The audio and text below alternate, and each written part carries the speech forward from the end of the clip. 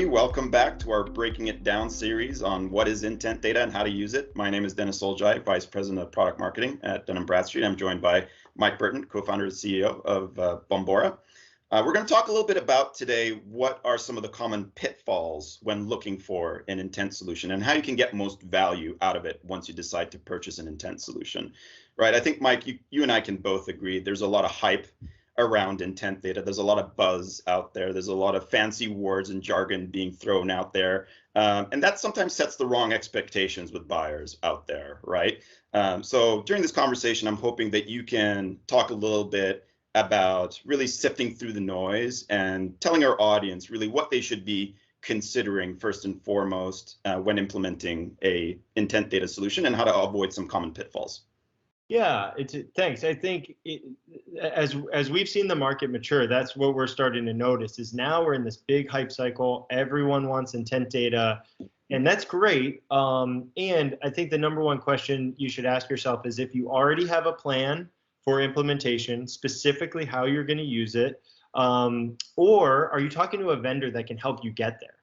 Right? Or somebody who really knows how to implement intent data at scale. And if either of those two are in place, that's a good thing. But what we've seen is if you just listen to all of the different things you can do with intent data, and we did it on one of the other series, is 6, 7, 8 awesome use cases, and you think like, oh, I have the data, so now I'm going to get the benefit of all those use cases. That's actually not the case. It's really important to thoughtfully implement each one of those one by one into your specific context, tune the signals for your specific salespeople or marketing team, whatever it is. And there are playbooks for this. Folks have figured it out. We're into a maturity level where the answers are there. Just make sure you have a plan or a partner that can help you do it thoughtfully. That would be my advice. Absolutely, Mike. I mean, it's one thing to take intent data and dump it at your doorstep, so to speak, right? It's easy to get caught into the allure and the pizzazz and the sizzle of the steak, whatever you want to call it, right? When we're talking about intent data, but it's really important to make sure that you operationalize it in the right way and you work with a partner that has that background, that has that expertise, right? And I'll just throw some things that I've observed in the market lately around real-time intent, right? On the surface level, it sounds interesting, right? Why wouldn't I want real-time intent that's curated as soon as it's observed, right? But I think of it almost as noise, right? Because you want to be making sure that you aggregate some of those signals, aggregate some of that buying activity, and then only deliver it to your sellers and marketers when you can observe that spike or that collective buying group engaging in the buying cycle, right? It's almost like someone's knocking on your door and you're answering, and opening the door every time, but it's not really someone you care about or want to talk to, right? So we really want to make sure that we're aggregating those signals, making sure that they matter before we deliver it, right? So real-time intent may actually end up hindering or distracting your teams in most instances. That's how I think about it. Yeah, and yes, acting on real-time intent data if you don't have a real-time sales cycle, which do exist, right? There's VoIP products and telecom products that are really short sales cycles where the real-time stuff might have some value. But if your sales cycle is more than a month, to act on individual behavioral interactions that take place will definitely waste a lot of time. And just acting on bad intent data, it has the opposite effect. So intent data has an amazing ceiling, but it also has a very low floor.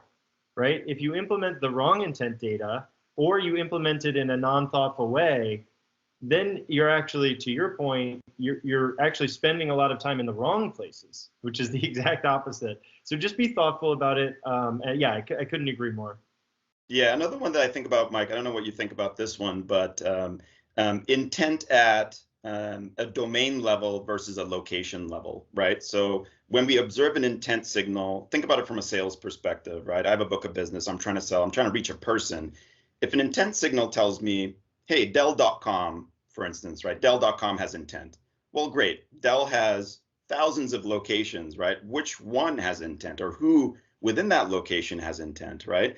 So it's really important to be able to aggregate that signal back to say, oh, actually, it's one Dell Way in Round Rock, Texas that has intent, right? Now I can actually try to find someone that I know typically buys my product or buys my service. It's much more actionable, right? So I think that's another common pitfall that I think a lot of folks fall into is being able to operationalize that intent data, but it needs to give you the right signal that's actionable, right? For sure. And in your example, it's especially for the SDR, BDR outbound use case, I think there's these key account planning use cases where these aggregate trends across a business are actually really valuable to know. It's like, oh, hey, I manage Boeing for my company. And to know that Boeing is interested in machine learning in this big aggregate way is really powerful. But you're right, for SDR and BDR, you need a lot, especially in an enterprise sale, you need some geo information in order to make the data actionable, for sure. Absolutely. Well, thank you so much, Mike. That wraps up our 4th series on breaking it down. What is intent data and how to use it? We'll talk to you next time. Thank you, everyone.